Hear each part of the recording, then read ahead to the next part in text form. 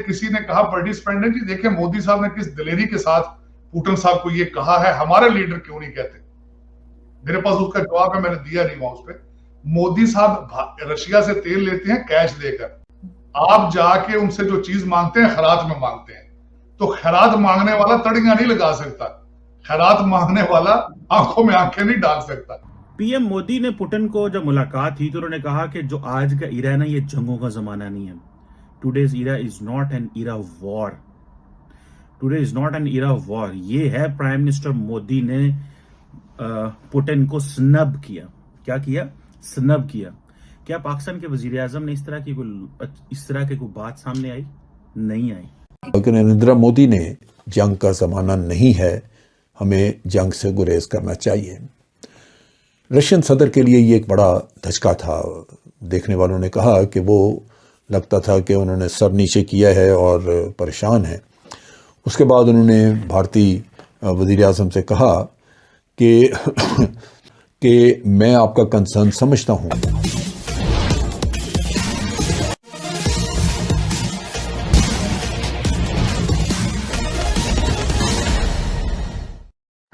प्रधानमंत्री मोदी की वह बात जो उन्होंने रसिया के राष्ट्रपति व्लादिमीर पुतिन से मिलने के समय दिया था कि आप युद्ध बंद करें, यह पूरी दुनिया में आज चर्चा का विषय बना हुआ है, क्योंकि यह कहा जा रहा है कि आज तक किसी राष्ट्राध्यक्ष ने इतने दिलेरी के साथ रसिया के राष्ट्रपति को यह नहीं कहा कि यह समय युद्ध का नहीं है। इसी को आगे बढ़ाते हुए आज की चर्चा सुनते हैं। किसी ने कहा पार्टिसिपेंट ने, जी देखिए मोदी साहब ने किस दिलेरी के साथ पुतिन साहब को ये कहा है, हमारे लीडर क्यों नहीं कहते। मेरे पास उसका जवाब है, मैंने दिया नहीं वहां उस पर। मोदी साहब रशिया से तेल लेते हैं कैश देकर, आप जाके उनसे जो चीज मांगते हैं खैरात में मांगते हैं, तो खैरात मांगने वाला तड़ियां नहीं लगा सकता, खैरात मांगने वाला आंखों में आंखें नहीं डाल सकता। आप तो जाके कहते हैं ना अल्लाह के नाम पे कोई दे दे भाई, चल यार गैस नहीं है तो कपड़े यूज्ड भेज दो, को लंडे के कपड़े भेज दो। तो मोदी साहब वहां से रशिया से तेल ले रहे हैं कैश पे, वो उनके ग्राहक है, ग्राहक कंप्लेन कर सकता है। जो फकीर दरवाजे पे खड़ा हो वो आपको धमकियां नहीं दे सकता, ये आपको भाषण नहीं दे सकता। तो ये एक फंडामेंटल डिफरेंस है। आप कहते हैं वो, मैंने कहा नहीं कहा उनको, कहते जी रशिया तेल गैस देना चाहता है, पाकिस्तान लेना चाहता है, तो डील हो क्यों नहीं रही भाई। आप सऊदी अरेबिया से तेल लेते हैं वो भी डेफर्ड पेमेंट पे, अब रशिया आपको गैस दे डेफर्ड पेमेंट पे, आप तो यही चाहते हैं ना यार 2-3 साल गैस दे दो फिर पैसे हुए तो दे देंगे। तो इस तरह तो नहीं डीलें होती ना।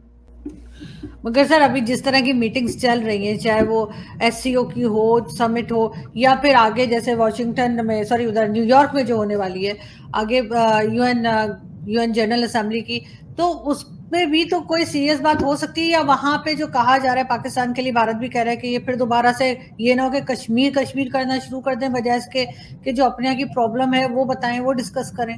इतने इमेच्योर किस्म के लोग क्यों है कि हर जगह जाके सिर्फ कश्मीर की बात करते हैं, पाकिस्तान में कुछ नहीं है क्या? नहीं, असल में वो तो अब जो देखे शहबाज शरीफ साहब का जो स्पीच राइटर है, जाहिर है वो जिस तरह की इंस्ट्रक्शंस को खुद का उन्होंने एक लफ्ज भी नहीं कहना होता, अपनी मर्जी से तकरीरें लिखी होती, तोते की तरह ये पढ़ देते हैं, आके बाहर पीटीआई गालियां निकालेगी, खड़ी होकर पत्थर मारेगी और वापस घर चले जाएंगे। इनका क्या ऑब्जेक्ट। लेकिन इस वक्त आप दुनिया में एक्सपोज हो चुके हैं, you have become very predictable, you have very, लोग आप देखें ना माजी में तो देख के लोगों ने आगे फ्यूचर आपका डिटरमिन करना होता है। लेकिन नरेंद्र मोदी ने कि ये जंग जो 7 महीने आपकी चल चुकी है, मैं समझता हूं कि अब ये जंग का ज़माना नहीं है, हमें जंग से गुरेज करना चाहिए। रशियन सदर के लिए ये एक बड़ा धचका था। देखने वालों ने कहा कि वो लगता था कि उन्होंने सर नीचे किया है और परेशान है। उसके बाद उन्होंने भारतीय वज़ीर आज़म से कहा कि भारतीय वज़ीर आज़म से उन्होंने कहा कि मैं आपका कंसर्न समझता हूं कि आप क्यों ये कह रहे हैं, और हम कोशिश कर रहे हैं कि इस जंग से बाहर निकला जाए, इस जंग को ख़त्म किया जाए। लेकिन यूक्रेन अब जान नहीं छोड़ रहा है, यूक्रेन जो है वो बातचीत के लिए आमादा नहीं, और यूक्रेन ने वाज़े तौर पे कहा है कि जब तक रशिया सारे इलाके खाली नहीं करता वो बातचीत नहीं करेंगे, और रशिया फ़िलहाल इलाके खाली करने के लिए तैयार नहीं। यहाँ जो सबसे इम्पोर्टेंट एस्पेक्ट जो हमें नज़र आता है वो ये है कि रशिया बारहा मगरबी दुनिया को कहता रहा कि आप मुझे आइसोलेट नहीं कर सकते, सैंक्शंस आपने लगाई आइसोलेट नहीं कर सकते। चाइना मेरा साथ दे रहा है, इंडिया साथ दे रहा है, दो बड़े मुल्क हैं। लेकिन ये जो मोदी की जो स्टेटमेंट या जिस तरह उन्होंने कहा है, इसने पुतिन को हिला के रख दिया है। वैसे तो माली एतबार से पुतिन को इंडिया के साथ ताल्लुक बहुत अहम है।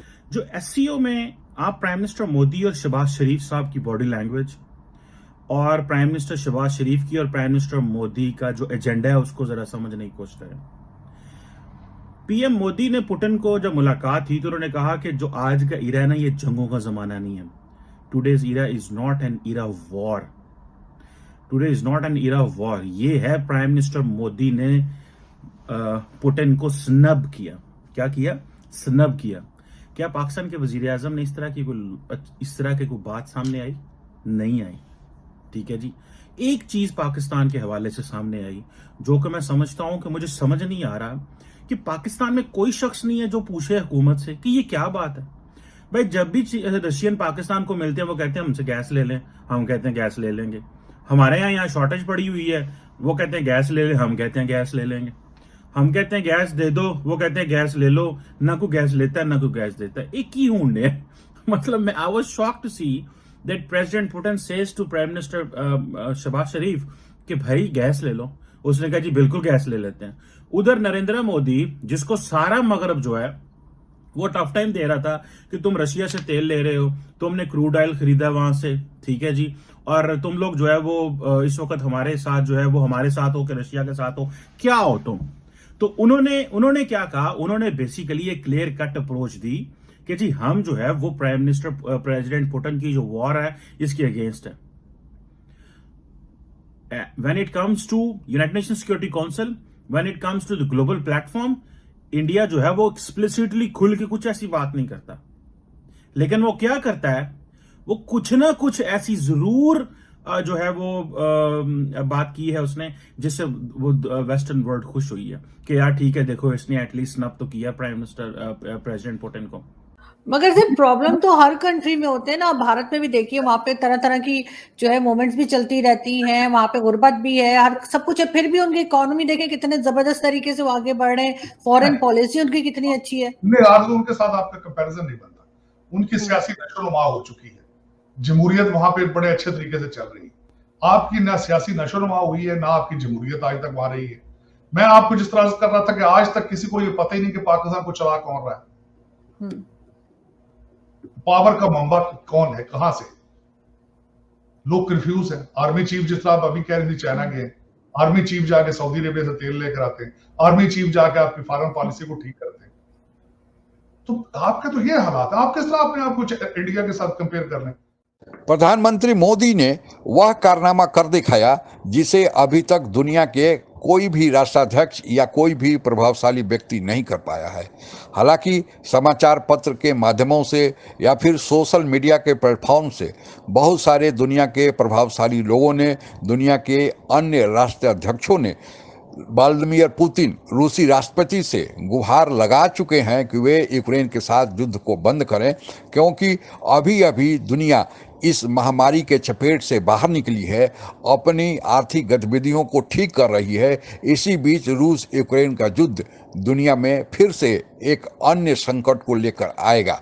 लेकिन कोई आंख में आंख मिलाकर व्लादिमीर पुतिन से सामने यह बात नहीं कह पाया था कि आप युद्ध रोको, लेकिन प्रधानमंत्री मोदी ने व्लादिमीर पुतिन से आंख में आंख मिलाकर उनके सामने ही यह कह डाला कि यह समय युद्ध का नहीं है, आप युद्ध को तत्काल बंद करने के संभावनाओं को तलाश करें।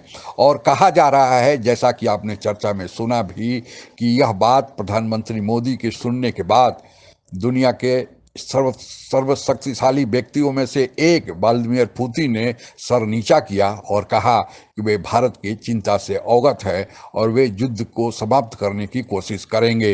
यह पूरी दुनिया में आज चर्चा का विषय बना हुआ है। प्रधानमंत्री मोदी के एक बयान से कई निशाने उन्होंने साधे।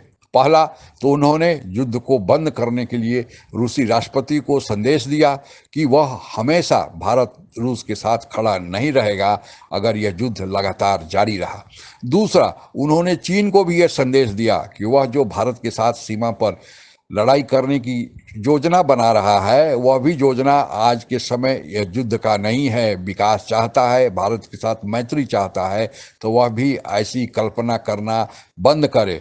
साथ ही उन्होंने चीन और ताइवान के बीच जो संकट गहरा रहे हैं और इसी संकट के बीच ताइवान के तरफ से अमेरिका ने कहा कि जिस तरह वह यूक्रेन के युद्ध में केवल यूक्रेन को हथियारों और पैसों से मदद कर रहा है, अगर चीन ताइवान के साथ युद्ध किया तो केवल वह पैसों या हथियार से मदद नहीं करेगा, बल्कि अमेरिकी सैनिक भी ताइवान में आकर चीन का मुकाबला करेंगे। तो अगर ऐसा होता है तो यह तो विश्व युद्ध का रूप ले लेगा। तो यह निशाना मोदी का कि यह समय युद्ध का नहीं है, यह चीन, ताइवान और अमेरिका के लिए भी एक संदेश है। साथ ही अमेरिका और अमेरिका के सहयोगी देश, यूरोपियन देश कहते थे कि भारत ने अपनी नीति स्पष्ट नहीं किया है, वह रूस से तेल गैस खरीद कर रूस की मदद कर रहा है ताकि रूस और अपना यूक्रेन पर वार धारदार करे।